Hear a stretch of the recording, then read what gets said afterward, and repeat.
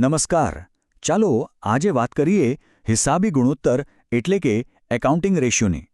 હવે આ શબ્દ સાંભળીને કદાચ થોડું ડ્રાય લાગે, પણ વિશ્વાસ કરો, આ કોઈ સૂકો હિસાબી પાઠ નથી. આ તો આંકડાઓની પાછળ છુપાયેલી કહાનીઓને સમજવાની એકદમ મજેદાર રીત છે. તો ચાલો આ રહસ્યોને સાથે મળીને ઉકેલીએ. એક સવાલ, કોઈ કંપની ખરેખર કેટલી હેલ્ધી છે એ કેવી રીતે ખબર પડે? શું મોટા મોટા સેલ્સના આંકડા કે પછી નફાના પહાડ જોઈને? ના, એવું બિલકુલ નથી હોતું.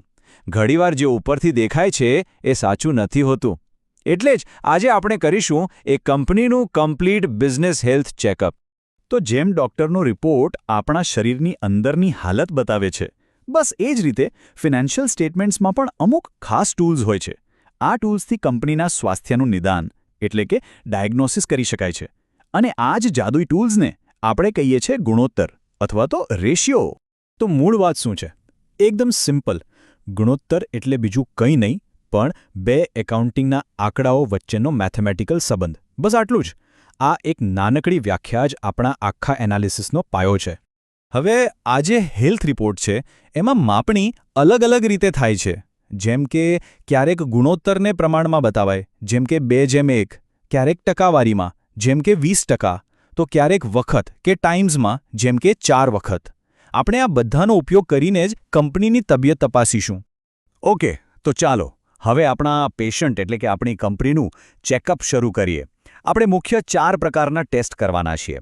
આ ટેસ્ટ આપણને એના સ્વાસ્થ્યના 4 સૌથી મહત્વના સંકેતો આપશે. તો આ રહ્યા આપણા ચેકઅપના 4 મુખ્ય પાયા. પહેલું છે નફાકારકતા, એટલે કે કંપનીનું એનર્જી લેવલ કેટલું છે.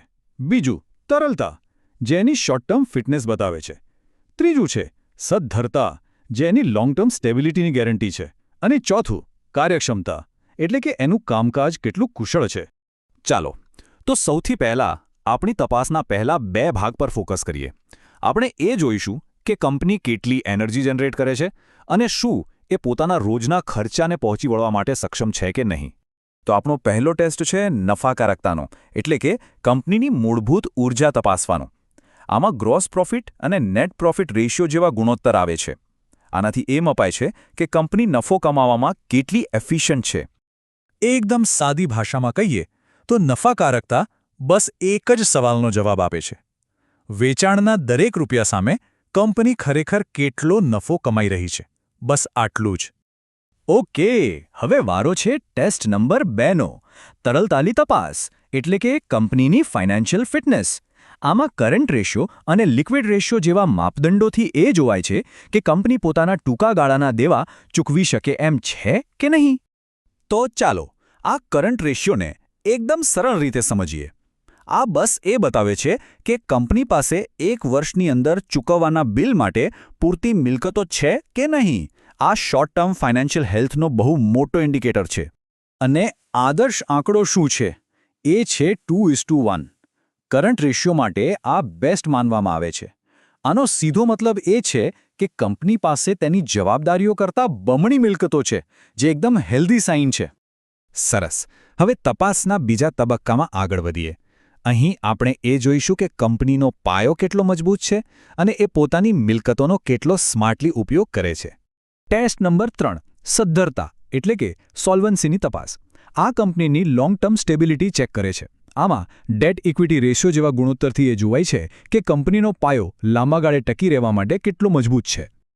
તો સદ્ધરતાનો મૂળ સવાલ આ છે: શું કંપની લાંબા ગાળે સર્વાઇવ કરી શકશે? શું એ પોતાના લાંબા ગાળાના દેવાને પહોંચી વળી શકશે? આ ખરેખર કંપનીની કરોડરજ્જુ જેવું છે. અને હવે આપણો છેલ્લો અને ચોથો ટેસ્ટ, કાર્યક્ષમતા. આને એક્ટિવિટી રેશિયો પણ કહે છે.